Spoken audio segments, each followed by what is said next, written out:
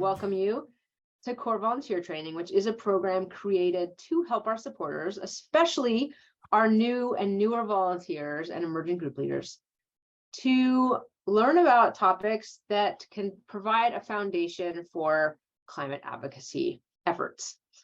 This week's topic is the economics of carbon fee and dividend policies. I'm your host, Tamara Staten. I am CCL's Education and Resilience Coordinator, and I am so glad that you have joined us this evening.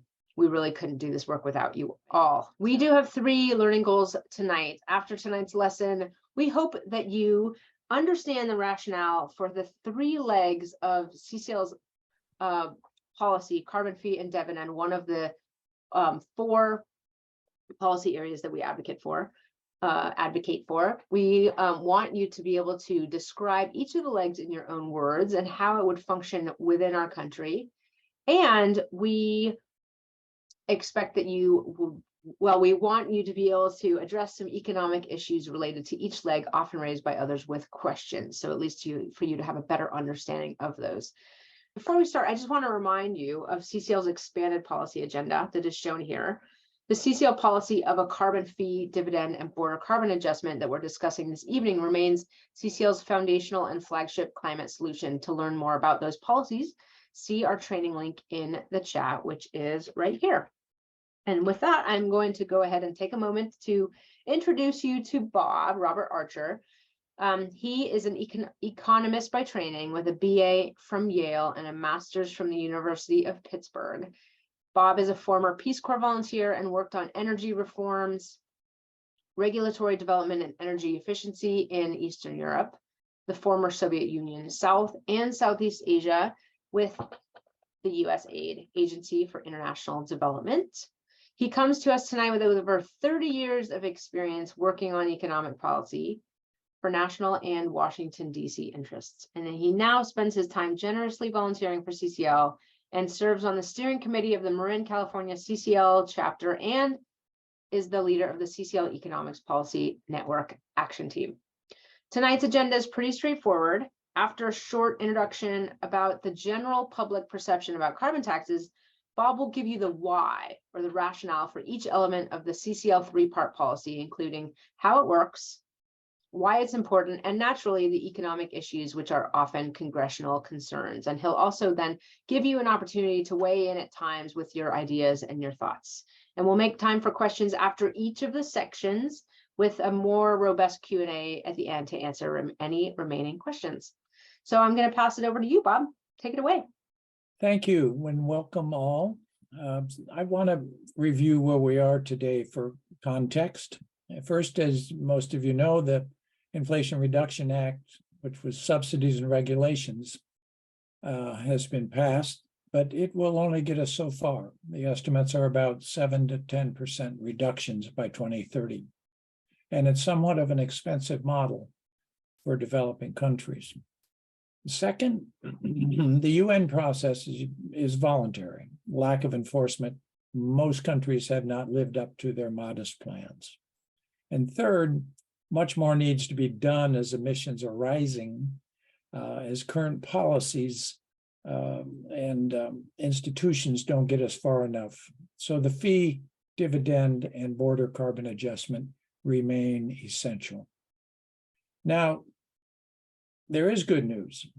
The good news today was I got an email from Brett Cease, many of you did as well, that it appears that the new bill, the Energy Innovation Act, will be introduced at some point fairly soon into Congress. So that gives us a platform to begin our congressional work. The other good news is we have allies, the heads of major international organizations like the International Monetary Fund, the World Trade Organization, the UN Secretary General, on record for the need for global carbon pricing. And the G7 has opened the door to a climate club of countries with harmonized carbon taxes and a border carbon adjustment, which is the third leg that I will discuss later. Now, I want to lead off with 2 slides to provide kind of the substantive context. Read this And you see that the challenge is global. The policies the US puts in place must be workable in developing countries where most climate emissions are occurring. This global perspective is both the starting and ending point for this presentation. The second slide here shows people's concerns about a carbon tax. And you hear these points made today by critics of a carbon fee. A synthesis of 26 studies was done to identify how to make carbon taxes more acceptable to the public. And this slide shows the four main concerns people have. It's going to hit them with personal costs. It's going to hurt low-income families. They don't trust government. The government just wants the money to spend. And it's not effective in discouraging high carbon behavior. The beauty of the CCL policy is that the first three are addressed directly by the equitable dividend. And on number 4, that study found that the lack of understanding of a carbon fee reducing emissions leads people to favor spending revenues on clean energy projects instead of a carbon dividend, which hurts the low and middle income households. So our job is to convince people that a carbon tax is going to discourage high carbon behavior. So let's start with the first leg here, the basic economics underpinning the carbon pollution fee. The next 4 slides will describe the key impact of the fee, pretty much behavioral change among consumers, innovators, utilities, industry, and investors. So basically, why have a carbon fee? You raise the price of fossil fuels over time, and the demand goes down, and emissions go down. This connection is not sufficiently understood or accepted. 2 behavior changes occur by people and businesses: conservation and substitution of cleaner and cheaper alternatives. Now, here is, among economists and others, the fundamental economic justification for a carbon fee. Our climate problem is substantially due to a major market failure resulting in negative external cost on us. When a factory dumps its pollution, such as carbon dioxide, in the air and water, the cost falls on us, not on them. This is called a negative external cost. Without a carbon fee, we are effectively subsidizing the fossil fuel industry to a massive degree. So there's little incentive for the polluter to change. CCL's carbon fee puts the cost back on the cause of the pollution, fossil fuels. This is the major reason over 3,600 economists, including Janet Yellen, Secretary of Treasury, signed the Economist statement supporting a fee, dividend, and border carbon adjustment. Now, to date, you've probably heard that the focus of the power of the fee is to reduce emissions. That's the major thrust, and that's critical. But there's a second and important impact: the power to accelerate clean energy innovation. It's a widely held view among academics, industry, and innovators. By making fossil fuels more expensive, a carbon fee will accelerate clean energy innovation and speed market adoption. Now, how do you get that, toward that? Today, most financing and investment is misallocated because fossil fuels are underpriced, making such investments misleadingly attractive. A carbon fee will steer financing into low and no carbon options. And a very good study was done, interestingly, in the last administration on this to get that point into the US financial system.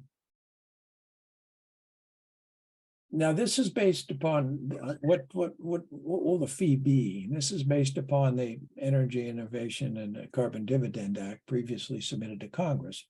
We supported a steady rising fee, such starting at $15 a ton of carbon dioxide, going up $10 a year or $15 a year if emission targets aren't met. This is very similar to Canada's price, which is around $60 a ton now, rising $15 a year to $135. Any carbon pricing policy won't do. The great power of CCL's policy is a predictable, visible, rising price.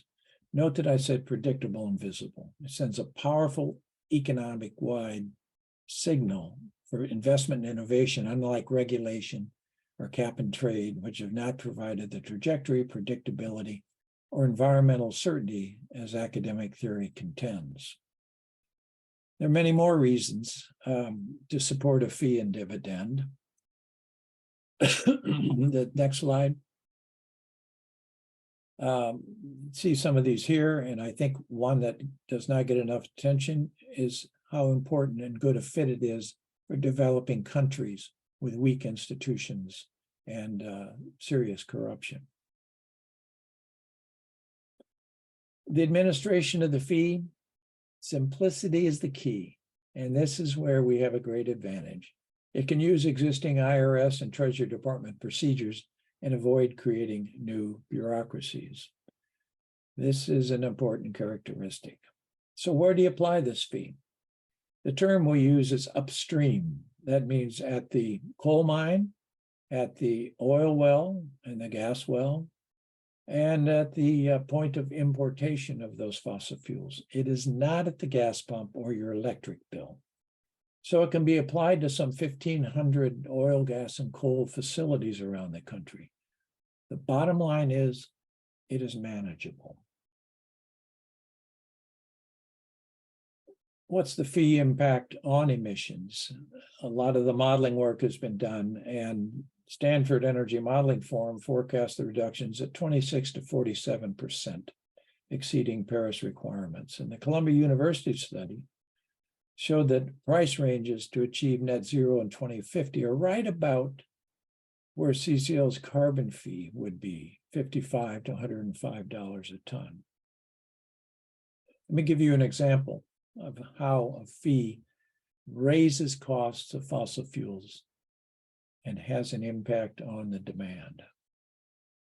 The United Kingdom imposed a carbon tax on coal and natural gas for the power sector power generation.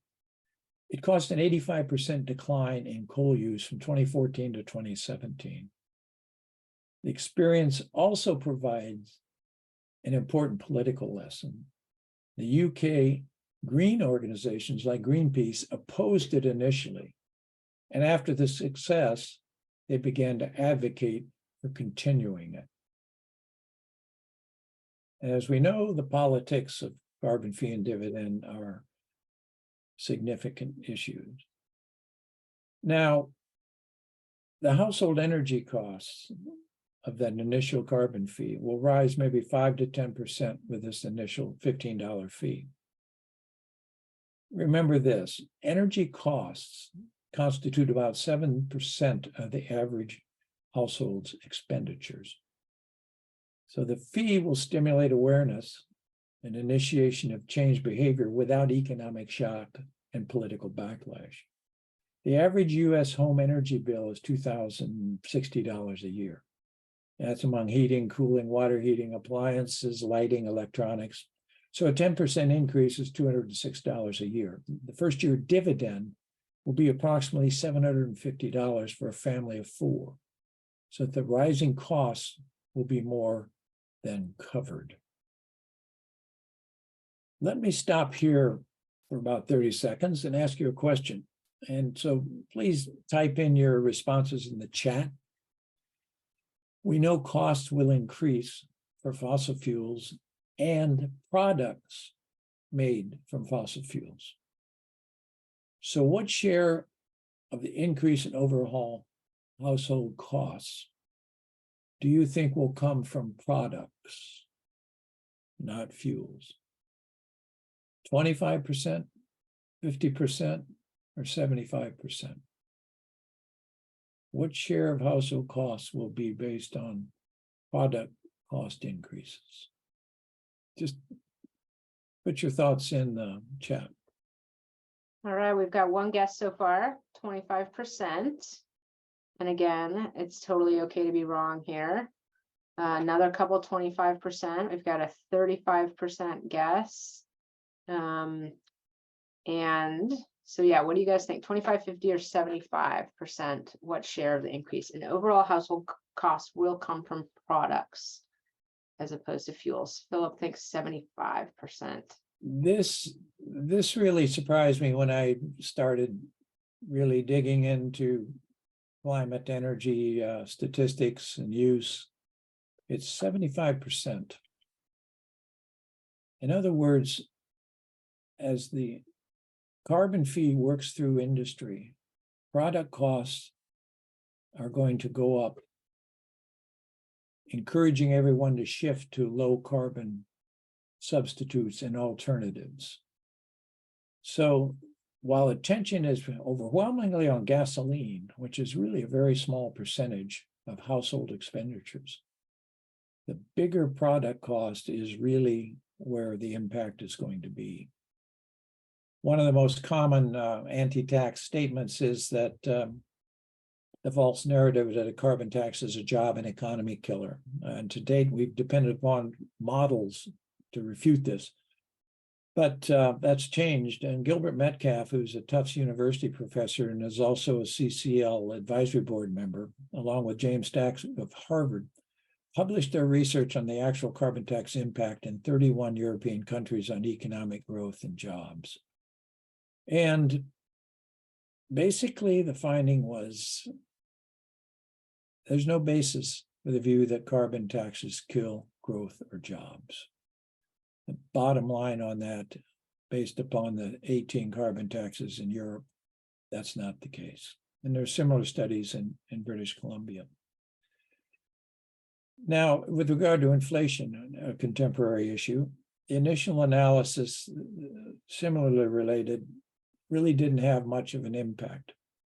But when that argument comes up, CCL has the strongest case for addressing inflation, that the household dividend will help the bottom 2/3 of households come out ahead.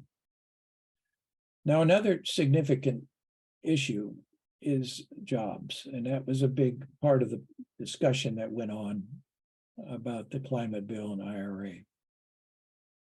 Carbon fee steers investment to clean energy.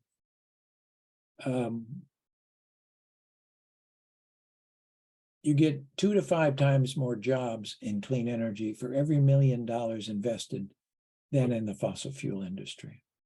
That's nearly 3 times as many clean energy jobs. So the trend is toward more jobs as labor-intensive clean energy jobs grow and fossil jobs decline. It's not all rosy, however.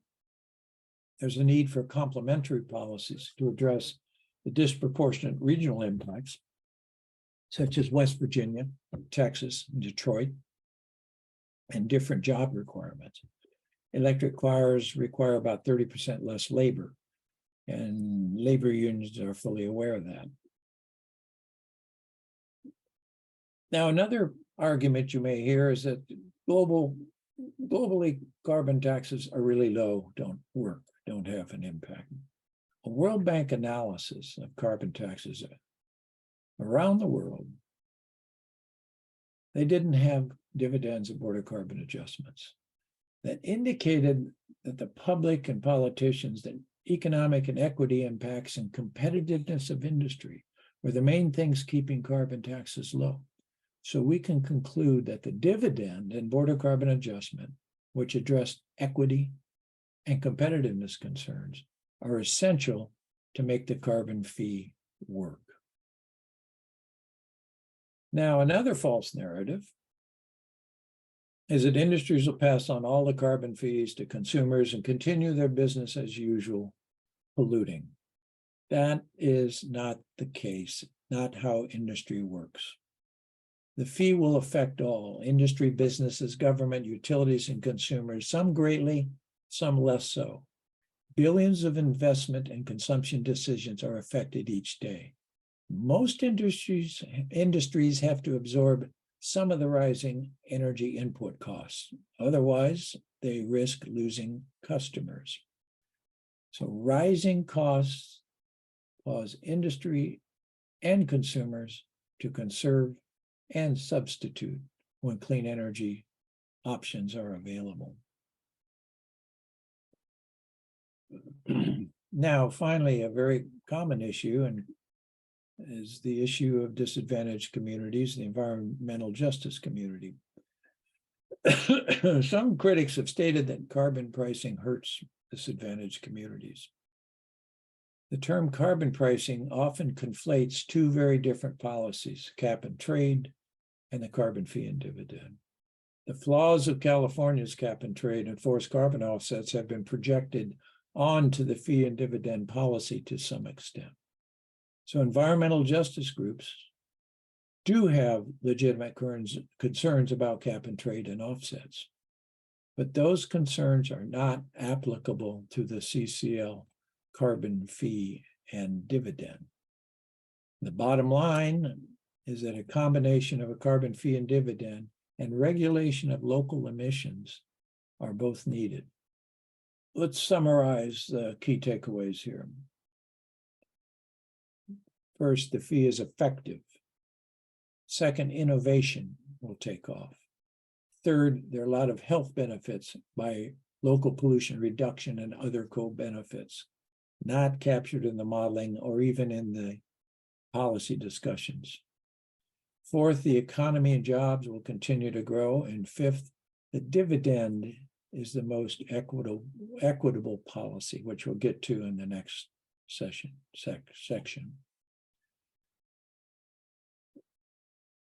As we finish this first section of the fee, before we get to questions, why don't you let's take a few seconds and just ask you to answer in the chat. If you were going into your congressional representative, what do you think are the two major benefits of the fee that would interest your congressional representative? Emission reduction, innovation acceleration, redirect financing, ease of administration, neutral impact on the economy and inflation, jobs, or the benefits for disadvantaged communities? What are the two that you think might register? Luke thinks a neutral impact on jobs and impetus for innovation. And Greg thinks benefits for disadvantaged communities and emission reduction. Libby's thinking economy first, then lower emissions. Philip's thinking innovation and jobs. Alex is thinking neutral impact on economy, inflation, and jobs, and a predictable innovation, not health benefits or emission reduction. Those are great, and they vary. And that reflects CCL's strength in helping construct the messaging to the different members of Congress who have different priorities and interests. The beauty of the fee and dividend and border carbon adjustment is there's so many benefits that come out of it. You can make your case almost to any member of Congress. So that's it for the fee aspect. So let's move to the second leg, the dividend, or the household dividend, a carbon dividend, or carbon cashback. We all should emphasize the importance of the dividend. It's what sets us apart from other climate policies. Now, in the previous bill, CCL's ICTA, a dividend consisted of a full share for up to 2 adults and half shares for children up to 18. So family of 4 get about $2,000 a year in year 3, and $3,000 in year 5, and $4,000 in year 10. That gives families a good bit of money to deal with the marginal rising prices and also begin to spend on electrification, electric vehicles in the longer term. So that's a very important characteristic that is missing from today's climate policies. Now, why the dividend? This gets back to the previous question. Everyone has a view on the use of the large revenues. Why a household dividend? It's the most equitable, and it brings long-term policy durability. people will like it and advocate for continuity of the fee, and it pumps money into the economy at the consumer level, benefiting small and medium businesses. And I mentioned the economist's statement and the support for that. Now, there's something that really kind of bothers me. You don't read much about, when you see a carbon tax, no one ever talks about the dividend. Why is that in the media? Climate advocates, other climate groups, or even in Congress. And what can be done to change that? Can you share your thoughts on that in the chat? I just don't understand why that is not a bigger part of the climate policy discussion. Why aren't other organizations, academics and others, supporting it? So Libby has one thought about distrust of the government spending policies. That's, yeah, I think that's right. Part of with some people, a lot of people. The assurance that it would be a dividend. Okay. Now here's the proof of the pudding. The dividend's the most equitable use of the revenues. The bottom 2/3 of households generally break even or come out ahead. Their dividend equals or exceeds the increase in the cost of energy and products. It disproportionately benefits the bottom 10%, and then the bottom 20%, 30%. My personal view is this is a profoundly important policy, and it's turning out to be that way in Canada, which I'll mention shortly. Now, the next concern that you hear sometimes from rural opposition to a carbon tax, that the rural households are disproportionately affected by the fee because they drive more.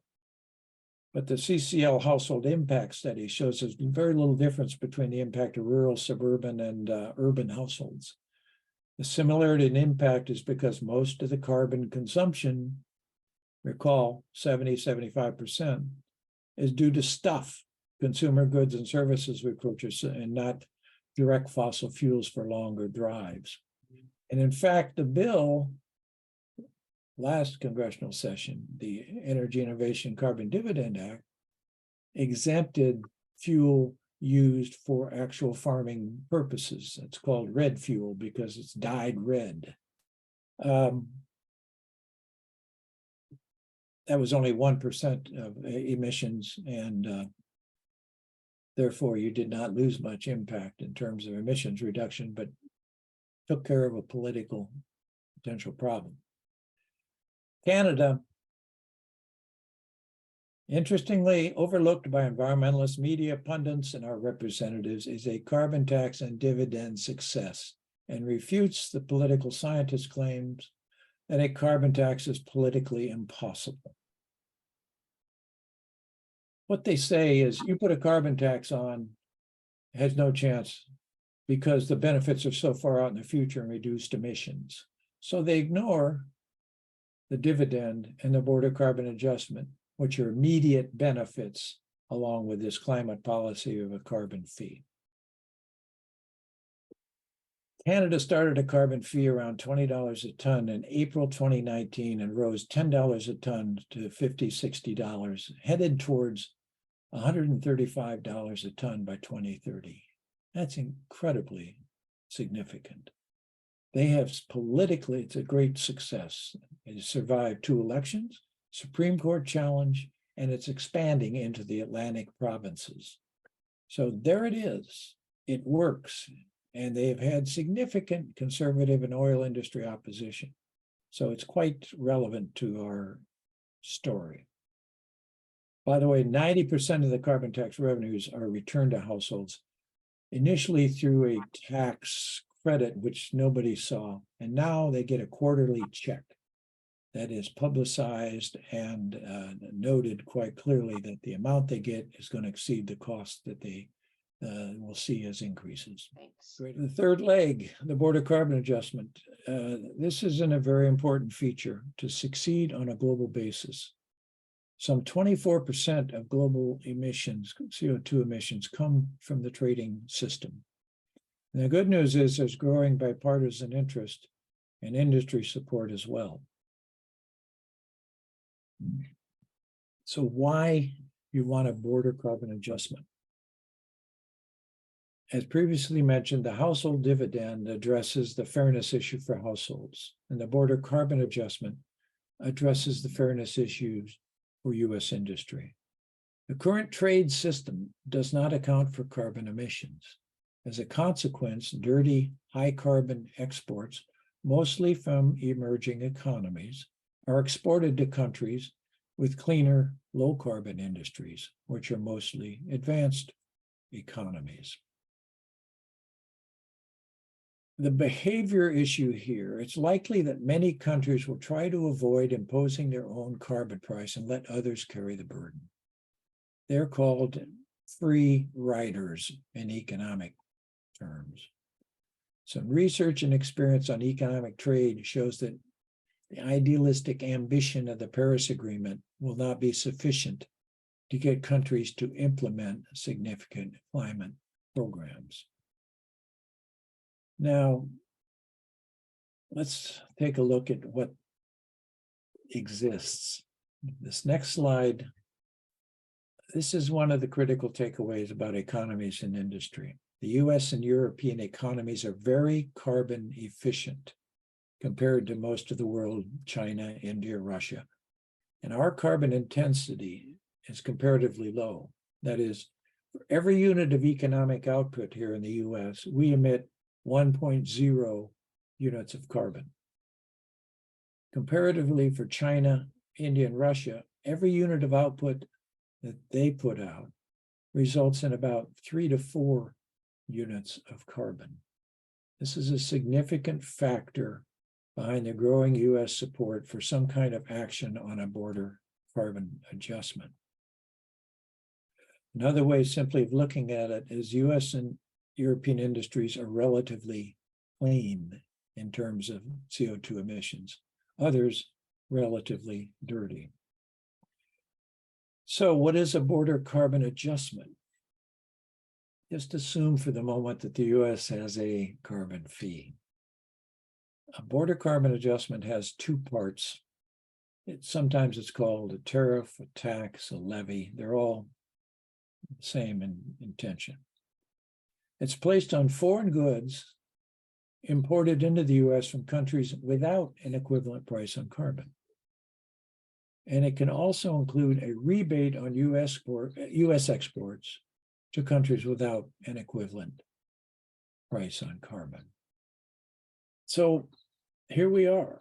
The last year has seen a rapidly growing awareness of the border carbon adjustment. Europe's leadership by starting a CBAM, Carbon Border Adjustment Mechanism, has been key.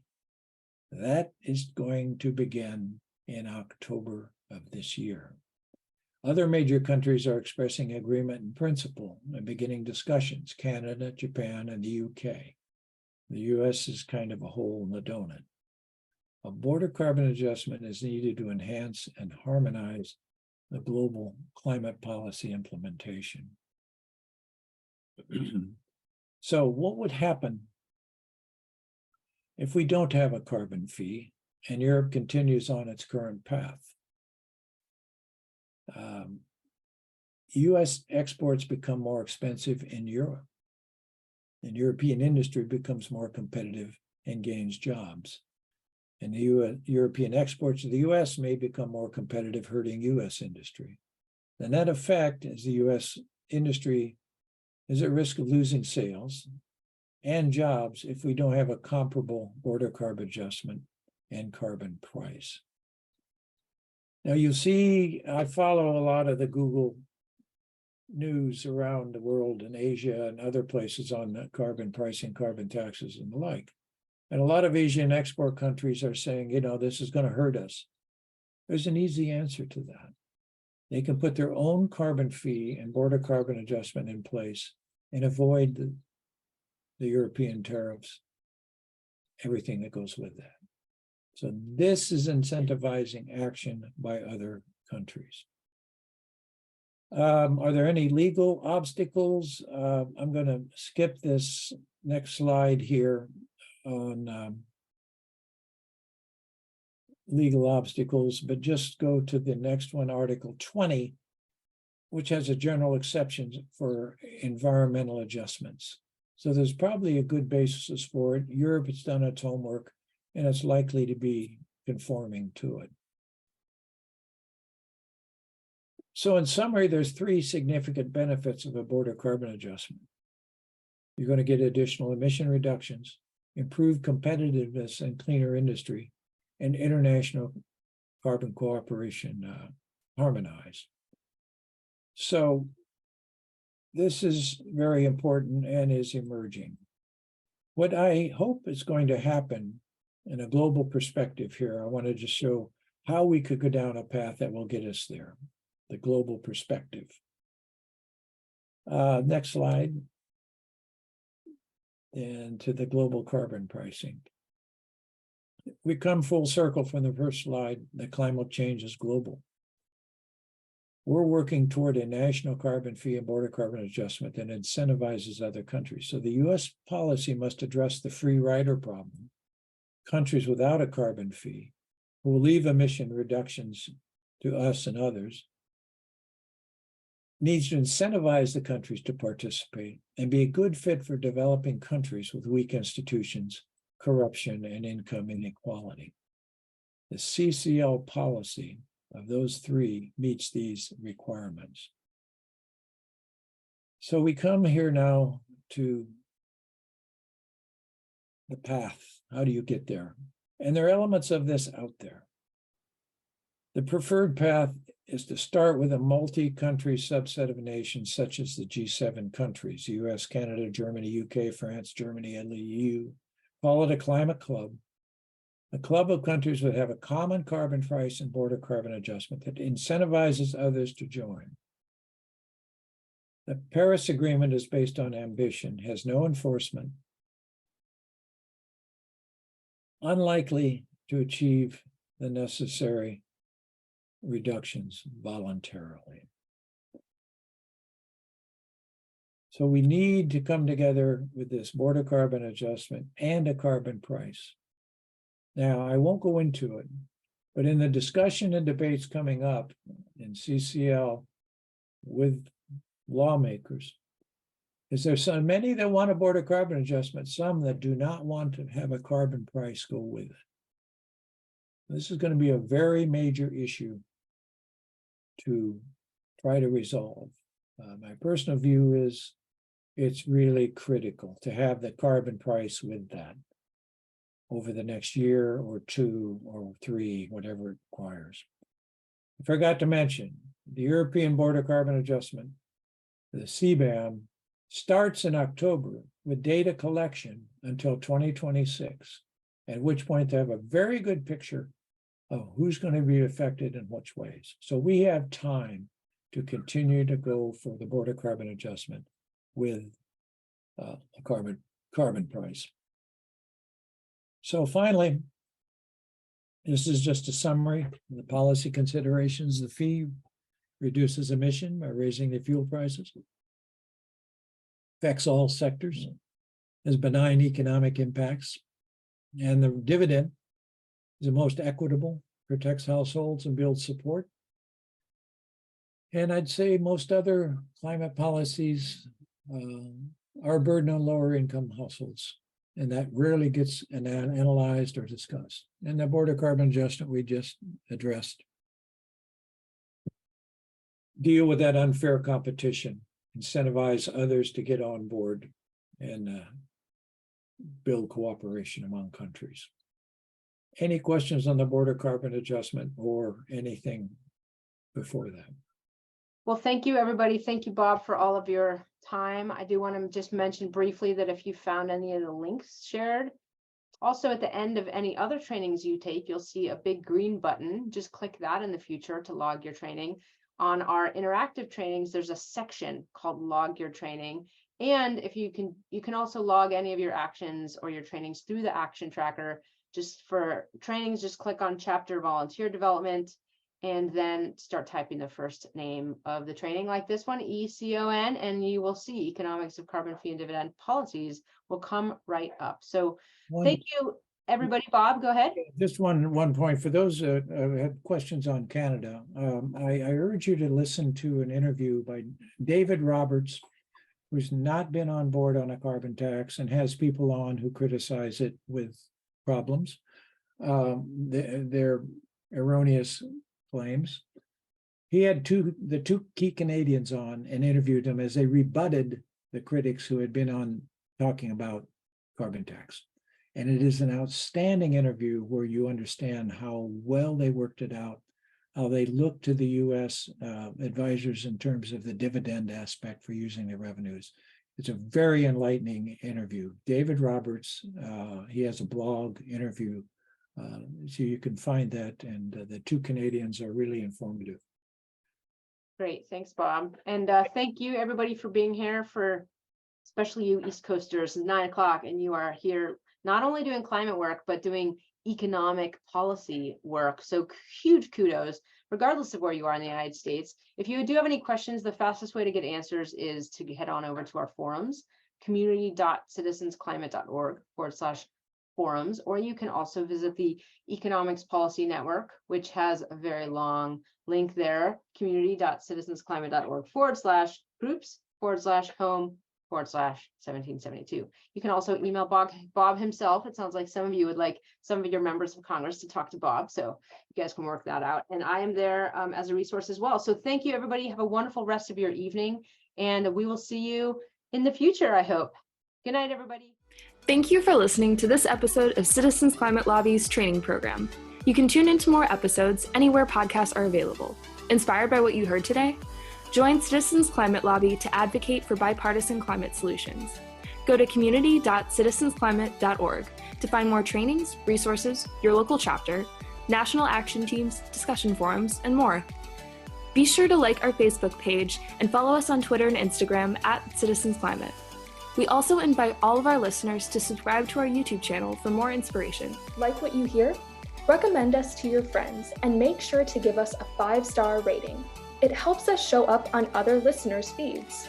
Feel free to pass on any suggestions for future episodes in the comments as well. And together, we are creating the political will for a livable world.